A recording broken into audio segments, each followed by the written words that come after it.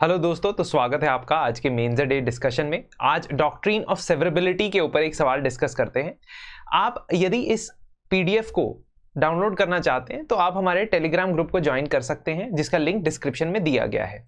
इस टेलीग्राम के ग्रुप के अंदर जो हम डेली मेंस डे क्वेश्चन करते हैं उसकी पीडीएफ रहती है। साथ ही साथ यदि मेंस के पर्सपेक्टिव से कोई इंपॉर्टेंट न्यूज़पेपर, मैगजीन, आर्टिकल्स होते हैं तो वहां पे उसका लिंक भी शेयर कर दिया जाएगा और आपको रेगुलर इंटरवल्स पे मेंस आंसर राइटिंग के लिए टिप्स भी दिए जाएंगे। तो आप इस टेलीग्राम ग्रुप को ज्वाइन कर सकते हैं।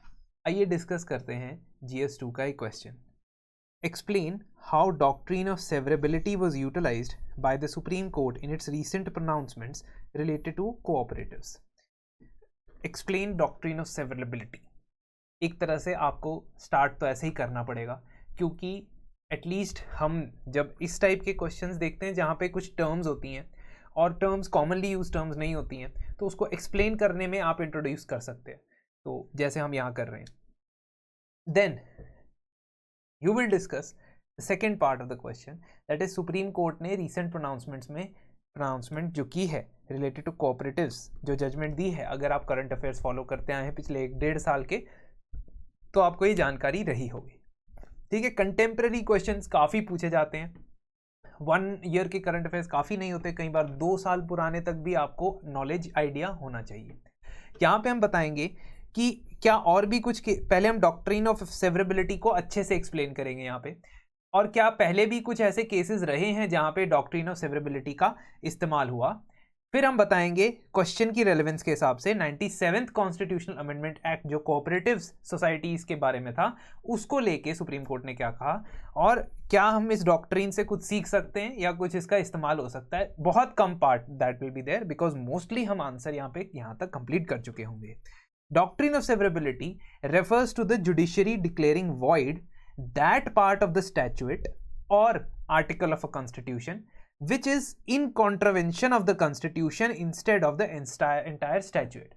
मान लीजिए कि कोई ऐसा पार्ट है बॉडी का जो आपका खराब हो चुका है। कई बार डॉक्टर्स ऐसा कहते हैं कि अगर आप इस बॉडी पार्ट को हटा दें, रिमूव कर दें बॉडी से, तो फिर बाकी एरिया, बाकी का जो पार्ट है आपका बॉडी है, वो फंक्शन नॉर्मली कर सकती है। इसका मतलब आपकी जान बच सकती है। कुछ इसी तरीके से कोई कानून अगर ड्राफ्ट किया गया है या किसी कॉन्स्टिट्यूशनल अमेंडमेंट एक्ट के अंदर भी कुछ ऐसी चीज़ें लिखी गई हैं जो कॉन्स्टिट्यूशन के खिलाफ है, उसको जुडिशरी रिव्यू कर सकती है। ये हमें कैसे पता है? आर्टिकल 13 ऑफ द कॉन्स्टिट्यूशन, यानी फंडामेंटल राइट्स के अंदर जुडिशियल रिव्यू की पावर हमारी जुडिशरी को दी गई है, जिसमें अगर कोई भी कानून, कोई भी लॉ, कोई भी कॉन्स्टिट्यूशनल अमेंडमेंट अगर तो कॉन्स्टिट्यूशन के फंडामेंटल राइट्स के खिलाफ होता है तो उसको चैलेंज किया जा सकता है कोर्ट में, और कोर्ट उसको अनकॉन्स्टिट्यूशनल या अल्ट्रा विरेज ठहरा सकता है।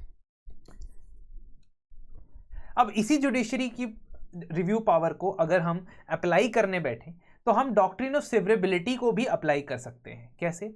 When good and bad provisions are joined in a law using the word and और and the enforcement of good provision is independent of the enforcement of the bad one, that means you can remove one part of that which you want to remove. bad provision का मतलब, bad मतलब कि constitution के खिलाफ जा रहा है। ठीक है, अगर ऐसा कोई प्रोविजन है तो उसको आप हटा सकते हो, और बाकी के लॉ का मीनिंग अगर नहीं बदलता है उस कॉन्स्टिट्यूशन के पार्ट को, उस पर्टिकुलर पार्ट को हटाने से, तो आप बाकी के पार्ट को वैसे ही रख सकते हो उस कानून के, सिर्फ वो सिवियर हो जाएगा या सेपरेट हो जाएगा। इसको डॉक्ट्रिन ऑफ सेपरेबिलिटी भी कहा जाता है। ठीक है, if there is one provision which is capable of being used for a legal purpose as well as for an illegal purpose, it is invalid. ठीक है, कहने का ये मतलब है, अब मैं आपको एग्जाम्पल के तौर पे समझाता हूँ या एग्जाम्पल के जरिए समझाता हूँ तो आपको ज्यादा बेहतर समझ आएगा। ये कई फेमस केसेस के अंदर ये डॉक्ट्रिन का इस्तेमाल किया गया है। फॉर एग्जाम्पल AK गोपालन वर्सेस स्टेट ऑफ मद्रास, 1951 का केस है ये, इनफैक्ट 1950 का ही केस है, और ये केस बहुत ही इंपॉर्टेंट है क्योंकि इसमें प्रिवेंटिव डिटेंशन एक्ट 1950 के अंदर एक सेक्शन था, उस सेक्शन को रिमूव कर दिया गया और बाकी के प्रिवेंटिव डिटेंशन एक्ट को वैसे का वैसा ही रखा गया। तो कहने का ये मतलब है कि जो कॉन्स्टिट्यूशन के अगेंस्ट जा रहा है पार्ट, वही आप हटा सकते हो। क्यों? वो आर्टिकल 21 के अगेंस्ट जा रहा था और इसीलिए उन्होंने उसको हटा दिया। उसी तरीके से अगर मैं बात करूं state of Bombay versus FN Balsara, इसमें क्या हो रहा था? इसमें जो बॉम्बे प्रोहिबिशन एक्ट था,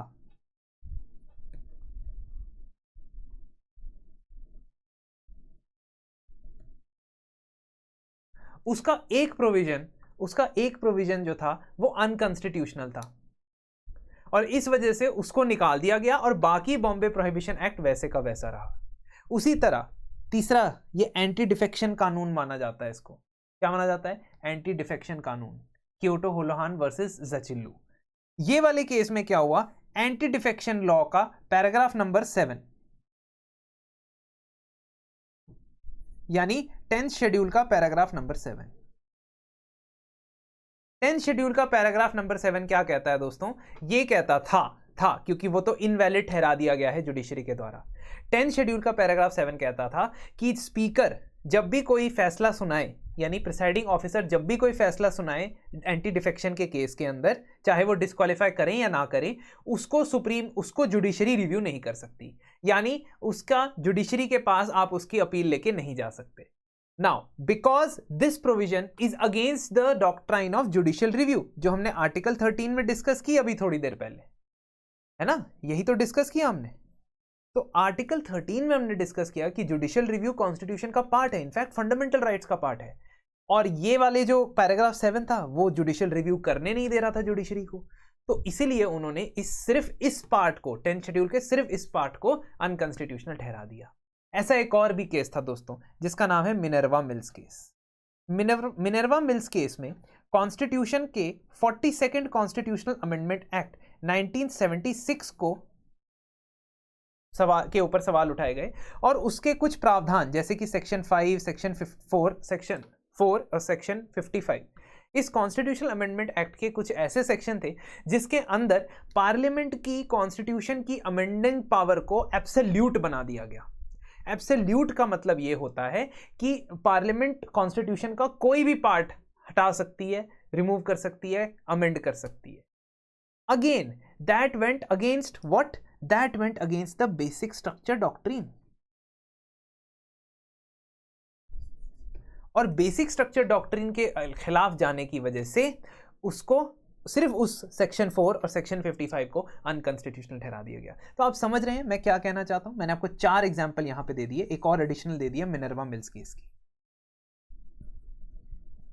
अब बात करते हैं कोऑपरेटिव एक्ट की जो जजमेंट आई है सुप्रीम कोर्ट की 2021 में, उसमें क्या सेपरेट हुआ है या क्या सिवियर हुआ है। देखिए 97th constitutional amendment which deals with issues related to the effective management of cooperative society, ये लाया गया था 2011 में ताकि भारत के अंदर यूनिफॉर्म तरीके से कोऑपरेटिव सोसाइटीज बनाई जा सके, उनको एडमिनिस्टर करने का तरीका डिफाइन किया जा सके, उनके इलेक्शंस कितने इंटरवल पे होने चाहिए, उनके बोर्ड में कितने मेंबर, किस तरीके से मेंबर इलेक्ट होने चाहिए, चुनाव कैसे होना चाहिए, उनको डिसॉल्व कैसे करना है, ये सारी चीज़ें एक कॉन्स्टिट्यूशन के अंदर ऐड कर दी गई थी।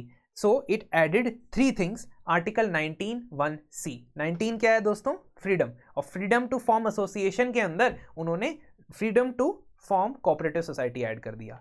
फिर आर्टिकल 43(b), ये क्या होता है दोस्तों? Directive principles of state policy, जहां पे भी उन्होंने कोऑपरेटिव्स फॉर्म करना एक डायरेक्टिव प्रिंसिपल बना दिया। और उसने ऐड किया पार्ट 9(b). 9(b) में क्या होता है कि सारे के सारे कोऑपरेटिव सोसाइटीज की फंक्शनिंग और मैनेजमेंट से रिलेटेड प्रावधान उन्होंने इसमें डाल दिए। अब ध्यान रखना है कि आपने क्या चीज़ की है, आपने कोऑपरेटिव्स के मेंटेनेंस, उनकी मैनेजमेंट, उनकी फंक्शनिंग को रेगुलेट करने के लिए कानून बनाया है। क्या आपको पता है कि कोऑपरेटिव्स 7th शेड्यूल के कौन सी लिस्ट में है? 7th शेड्यूल में 3 लिस्ट हैं, state list, union list, concurrent list. देखिए कोऑपरेटिव्स आता है स्टेट लिस्ट के अंदर। तो पहली बात तो ये होती है कि अगर आपने कोऑपरेटिव्स के लिए कानून बनाना भी है तो आप एक ड्राफ्ट लॉ बना सकते हो, लेकिन और अगर कॉन्स्टिट्यूशन अमेंड करना भी है, क्योंकि कॉन्स्टिट्यूशन अमेंड तो सिर्फ पार्लियामेंट कर सकती है, समझ रहे हो मेरी बात? तो पार्लियामेंट ने अगर स्टेट लिस्ट के सब्जेक्ट के रिलेटेड कोई चीज कॉन्स्टिट्यूशन के अंदर बदलनी है तो वो किस तरीके का कॉन्स्टिट्यूशनल अमेंडमेंट होना चाहिए?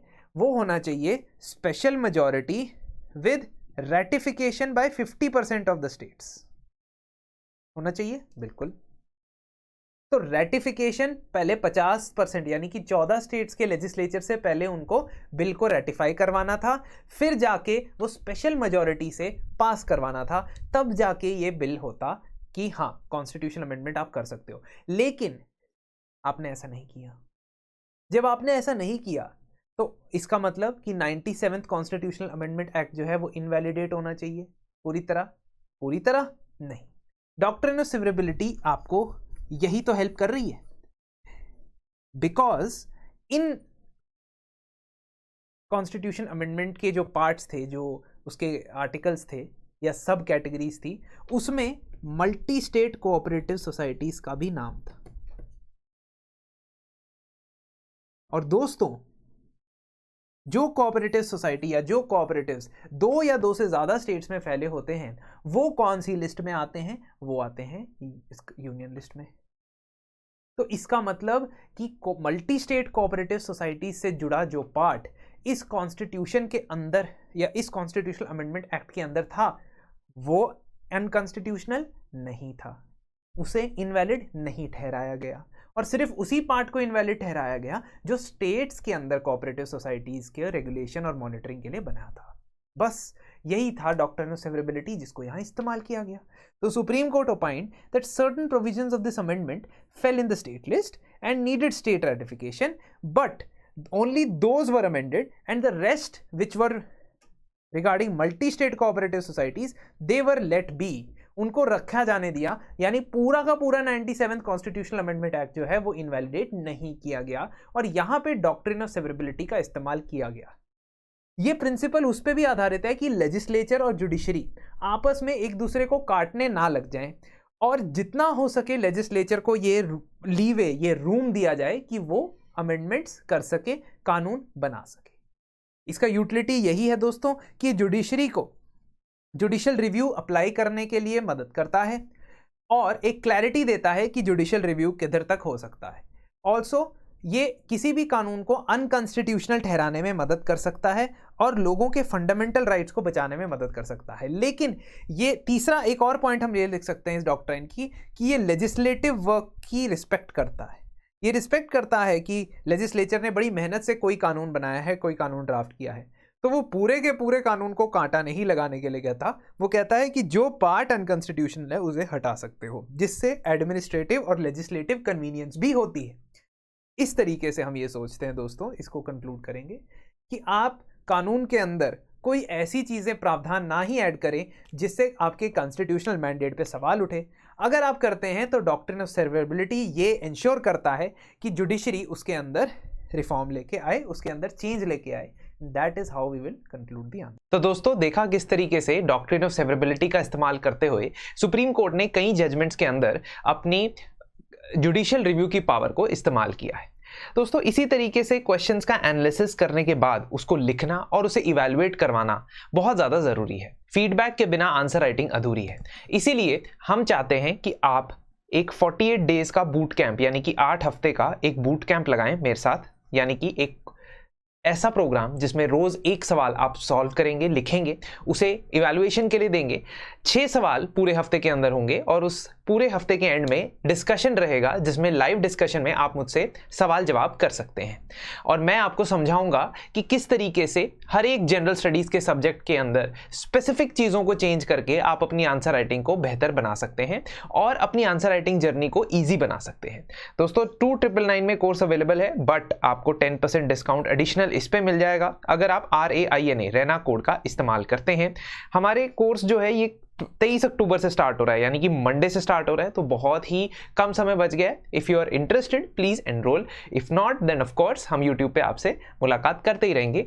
लिंक डिस्क्रिप्शन में देख लीजिएगा टू एनरोल।